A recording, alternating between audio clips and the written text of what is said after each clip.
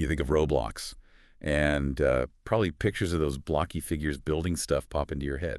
Yeah. Right? Innocent fun for kids. Yeah, mostly. Well, maybe buckle up, because today we're going to dive into something, well, pretty unexpected. A really complex and sometimes illicit side to this huge platform. Mm-hmm. Some people are even calling it the Roblox Mafia. It sounds dramatic, but what's really interesting is how this environment, which seems so playful on the surface, has actually fostered a real economy. It's virtual, sure, but it has real money involved. Which unfortunately attracts people looking to exploit it. Exactly. We're talking way beyond just simple game playing here. It's become this realm of virtual finance, and it has very real-world implications. Okay, so for anyone listening who maybe hasn't jumped into Roblox, what is it exactly? Well, think of it less as a game and more like this massive online universe. Yeah. It's mainly kids and teens, and they can actually create their own games using a tool called Roblox Studio.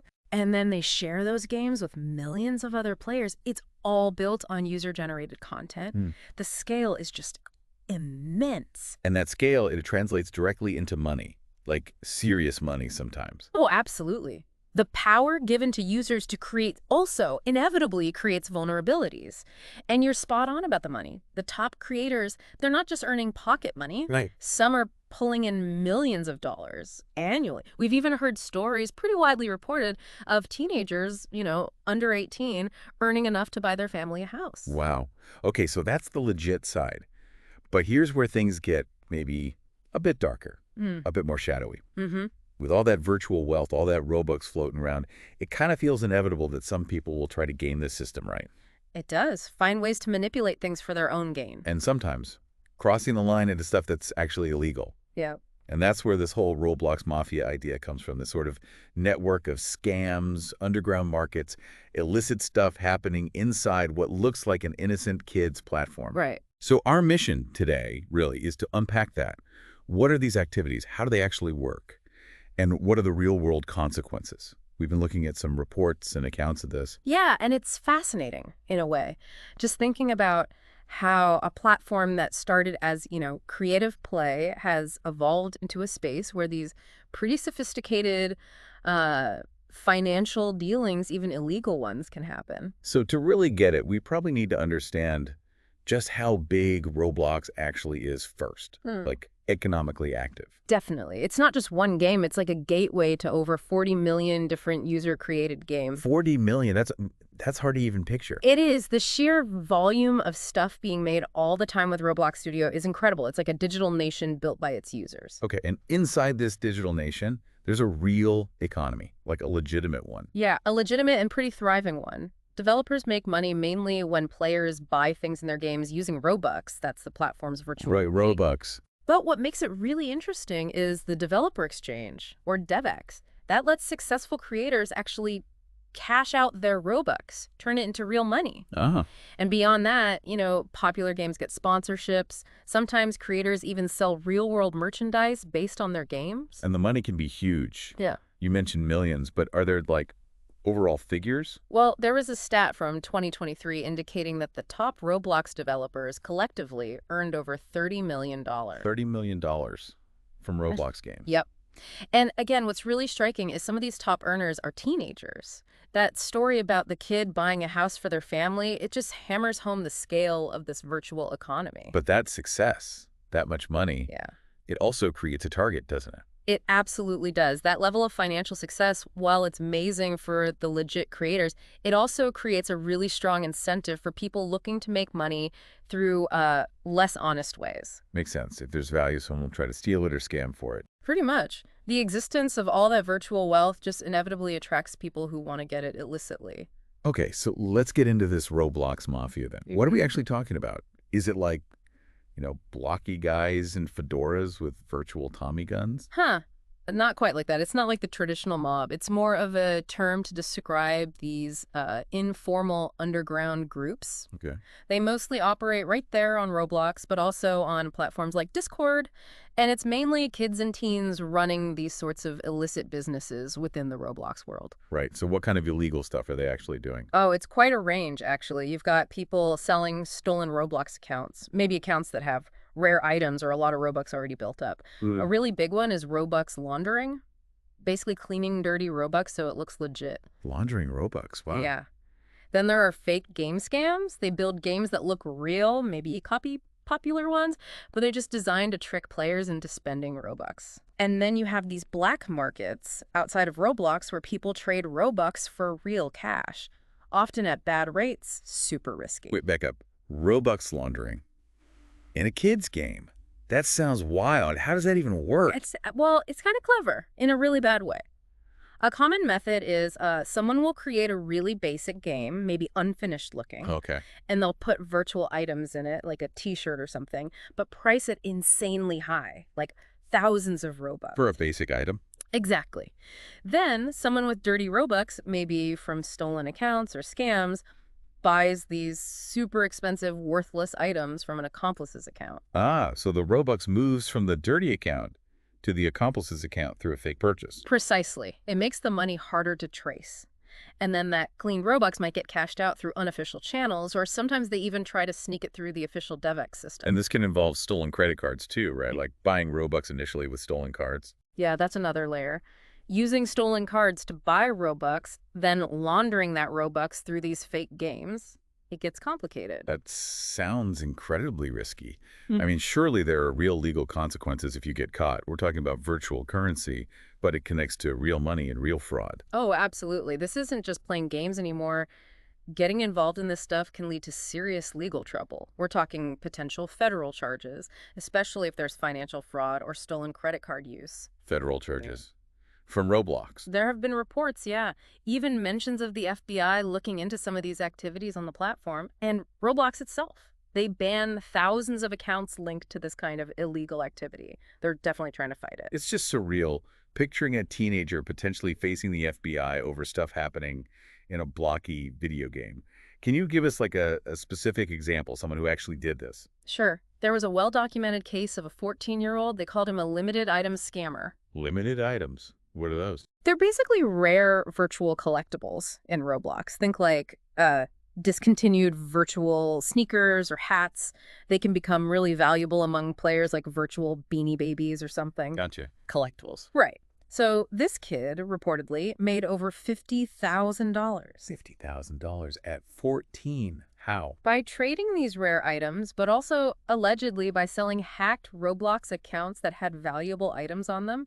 He ran this through a Discord server. Wow. What happened to him? He eventually got banned from Roblox, but reports say he'd already used some of the money to buy himself a Rolex watch. A Rolex Yeah, at 14 right. from virtual item scams. That just Hmm. that puts the scale of this whole underground thing into perspective. He really does. Are there other types of operations? You mentioned fake games. Yeah, game farming rings, that's another big one. Often it's groups of teenagers working together. Okay. They'll create these games that look really similar to popular, legitimate Roblox games, but the fakes are just loaded with, like, fake paywalls or prompts designed to trick players, especially younger kids, into spending their Robux. Deceptive tactics, basically. Totally deceptive. And these rings, before Roblox cashes on and shuts them down, they can rake in tens of thousands of dollars worth of Robux. It shows how profitable these scams can be, even if short-lived.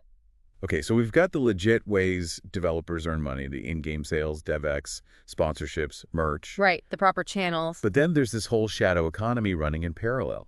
Can we Mhm. just recap the main illegal ways people are trying to make money here? Sure. So number one is that Robux laundering. We talked about making dirty Robux look clean through fake transactions. Got it. Number two, using stolen credit card details to buy Robux or items directly in the game. That's straight up fraud. Right. Number three, trading and selling valuable in-game items, like those limiteds, for real money, but doing it outside of Roblox's official systems, on Discord or other sites. Circumventing the platform. Exactly, which is risky and against the rules, Uh-huh. and it facilitates trading potentially stolen goods too.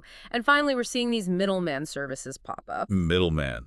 For what? to help with the risky stuff, like facilitating Robux laundering or these outside trades. They offer a kind of fake security blanket for people doing illegal transfers. Wow. Sounds like a surprisingly complex, illegal financial network. Hmm. And it's thriving inside a platform mostly used by kids, It is. It's quite intricate. which makes you wonder, why can't Roblox just stamp it all out? What makes it so hard to moderate? Well, the biggest challenge is just the sheer scale and speed of Roblox. You're talking about, what, 70 million daily active users? 70 million a day. Yeah, and millions upon millions of different games being created and changed all the time. Trying to monitor everything that happens in real time, it's almost impossible. So it's like trying to police a giant, constantly changing virtual city with a limited police force. That's a pretty good analogy. Their moderation teams work hard, but the volume is just overwhelming. And I guess the scammers can just make new accounts if they get banned. Exactly. They're slippery. They create new accounts, use VPNs, find ways to evade detection. Plus, many of the victims are kids, right? They can be easily tricked by scams that look like fun games or cool offers. Yeah, that makes sense. And maybe parents aren't always aware of what's happening. That's a huge factor, too. Many parents might not fully grasp what their kids are doing on Roblox, who they're interacting with, or the potential risks involved. There's often a lack of awareness. And for the kids themselves, I mean, does clicking buttons in a game feel like committing a real crime? It Yeah. must seem so abstract. I think that's absolutely true. The virtual nature of it all can make it really hard for younger users to connect their actions to real-world legal consequences. They might see it as just part of the game, not understanding it could be actual fraud or theft with implications way beyond Roblox. Okay, so let's talk about those real-world consequences then. What actually happens if someone gets caught doing this Roblox Mafia stuff? You mentioned the FBI possibly being involved. Yeah, the legal side can get very serious. Federal investigations are a real possibility, particularly if there's significant money involved or stolen financial info like credit cards. Okay. And Roblox itself isn't afraid to take legal action. They sued one user, someone they banned 5 times already, who kept finding ways back with them. They sued him for $1.6 million. Whoa. $1.6 million. Right. That sends a message. It definitely does. They're signaling they will pursue people who consistently abuse the platform, especially for illegal activities. What about the kids, though? The teenagers who get sucked into this? What happens to them? Well, for minors, it can vary. It could mean trouble at school if it comes out. Definitely getting permanently banned from Roblox, losing their account, all their items, everything. Which could be devastating if they spent years on it. For sure. And in the really serious cases, especially those involving major fraud or stolen cards, they could face actual legal charges. You know, ending up in the juvenile justice system, it's not just a game ban. Man, this is definitely eye-opening.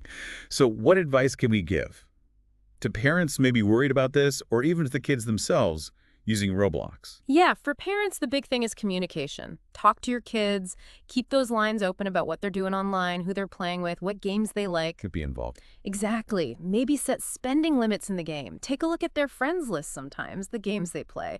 Just being aware is a huge first step. That sounds like solid advice for any online activity, really. What about for the kids and teens on Roblox? For them, the main message should be focus on the legitimate ways to succeed and have fun. You can earn real recognition, even money, by being creative, developing cool games, building a community. Stick to the positive side. Right. And just stay away from anything that smells like a scam. Offers of free Robux, hacking tools, schemes to get rich quick by laundering Robux. It's not worth it. The risk of getting banned, losing everything, or even getting into real legal trouble, it massively outweighs any potential gain. And that classic advice. If it looks too good to be true.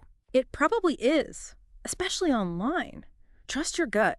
If something feels sketchy, it likely is. Just walk away. Okay, so wrapping this up, we've gone pretty deep into this surprising and pretty complex reality of the Roblox Mafia. That's a world where, yeah, young people can make a lot of money, but also where they can easily cross lines into serious trouble. Exactly. It really highlights how these online spaces, even ones that start out as playgrounds, are now tangled up with real-world money and real-world laws. It's something users and definitely parents need to be way more aware of. It really makes you think, doesn't it? About how those lines between virtual life and real life are just getting blurrier and blurrier, especially for kids growing up now. What does it mean when underground economies like this can flourish inside platforms designed for young people? So that's definitely something to chew on as these digital worlds keep growing and becoming, even more part of our everyday lives. Thanks for digging into this with me today. Yeah, fascinating stuff. Thanks.